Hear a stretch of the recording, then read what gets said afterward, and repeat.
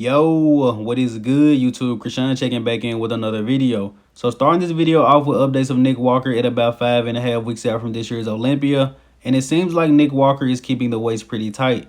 Now, Nick took 5th place at last year's Olympia, but I honestly believe the packages he brought to the New York Pro and the Arnold Classic were better versions of him. I believe Nick was just a little bit tired by the end of the season. But with him having over a year to improve, I think we're going to see a very special package from the Mutant at this year's Olympia.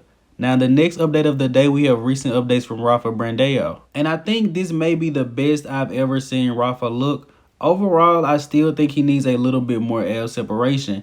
Now, as I mentioned before, he may still need a little bit more mass to be truly competitive for the top 6, maybe the top 8. If Rafa is able to come in next level condition, just stride it everywhere, pairing that with his very good structure, I think he can be very dangerous. But you guys let me know in the comment section below what are your thoughts on Rafa's physique at 5.5 weeks out. Now switching over to Quinton Eriya, Quint Beastwood, we have recent updates from him. And it seems like after the Tampa and the Texas Pro, Quinton really put his foot on the gas. Seems like this guy has put on a lot of mass in a very short period of time. But once again, Quinton has hinted multiple times taking a year off.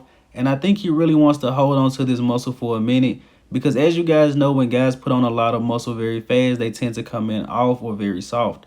Now switching over to Behrooz Tabani. And these are recent updates of him headed into this weekend's Romania Pro. And I know these photos have been touched up a little bit. But you guys let me know in the comment section below early predictions. Who do you have winning this weekend's Romania Pro? Pretty much all of us have it between Brett Wilkin or Behrooz Tabani. I think Brett is going to be a little bit bigger, but I'm expecting him to bring his all-time best. But Behrooz may bring better conditioning and detail. I think it's going to be a great show. Now, we also have recent updates of Hassan Mostafa. Now, once Hassan won the Puerto Rico Pro earlier this year, pretty much all of us was like top 10. Hassan could maybe even push up to top 8. But let me know in the comment section below, how do you guys think Hassan will place now since we have so many other guys qualified? Once again, Hassan finally hit his stride with AJ Sims, was able to nail his conditioning, won the Puerto Rico Pro and the Orlando Pro, and I honestly believe Hassan is going to bring an even better package to this year's Mr. Olympia. And in the next update of the day, Blessing Awodibu recently did a guest posing. I waited a few days to see if better footage would come out, but this was the best I could find, unfortunately. But even though this update is a little bit blurry, it seems like Blessing Awodibu has added more mass to the physique. Also seems like the legs are a little bit bigger as well, even though Blessing still has one leg that's a little bit smaller than the other one. Now switching over to Classic Physique, we have a very revealing physique update from Terrence Ruffin. And every time Terrence posts an update, he really reminds me why he's the second best classic athlete in the world. Honestly, I can't really see anyone beating Terrence outside of Chris Bumstead. Top to bottom, he has an incredible physique. Terrence has made a lot of improvements over the years as well. Really has brought his arms up. Terrence is the best poser we have across all divisions, and it doesn't really get more classic than Terrence Ruffin. I think he needs the mustache. Maybe if he had the mustache, he could overtake Chris. But all jokes aside, Terrence is looking incredible ahead of this year's Olympia, and I'm also looking forward to seeing his posing routine. Now switching over to Ramon Dino, we have a recent update from him. Now I'm not sure what Ramon did between now and the last time we talked about him, but the physique looks a lot better. And if I have any diehard Ramon Dino fans, let me know in the comment section below, how far is he from hitting that classic physique weight cap? I've heard around that Ramon is 35 pounds above the weight cap currently, but that just cannot be possible. Now switching over to Breon Ansley, who recently did a guest posing. Breon is looking pretty good right now, and Breon did state once again on his YouTube channel that this will be his last year in the classic physique division if they do not get a boost in the weight cap. So next year we will be seeing Breon Ansley in the 212 division. But I honestly believe Breon may still be more competitive in classic, and also with Breon already being 40 plus, I'm not sure if it's the best idea to push the weight up, push the food and the supplements up as well. That's just my personal opinion. Now switching over to Robert Timms, he posted this up today. Not sure if this is a recent update, but Robert said he had started prep, so we will see him on stage in the near future.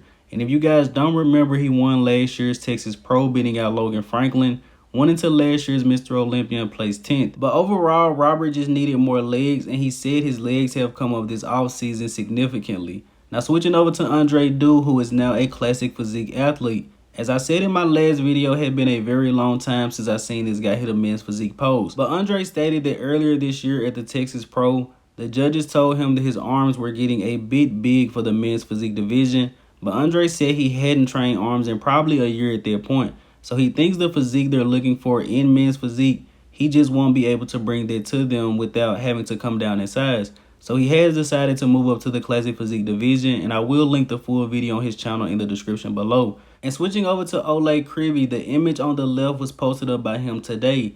And I'm telling you guys, this guy means business going into this year's Olympia. The image on the right is from last year, probably around the time he won the big man weekend. From top to bottom, this guy has a very complete physique.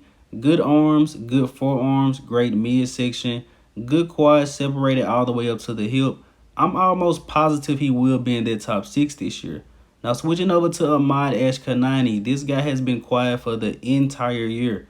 Ahmad has been a top guy in the 212 division for a very long time.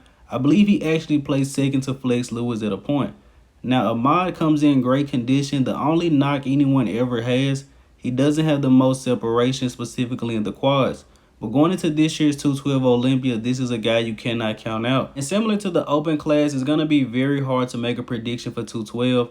A lot of those guys are very, very close. But I will tell you this, in 212, you cannot afford to come in even a little bit off. If conditioning slips, you probably won't even be in the top 8. Now, ending this video here with the archive of the day, you guys let me know in the comment section below who are these 2 action figures. As always, I hope you guys did indeed enjoy this video. If you haven't done so already, be sure to like the video and subscribe to the channel. I'm Krishan from Go Fitness, and that's it. I'm out.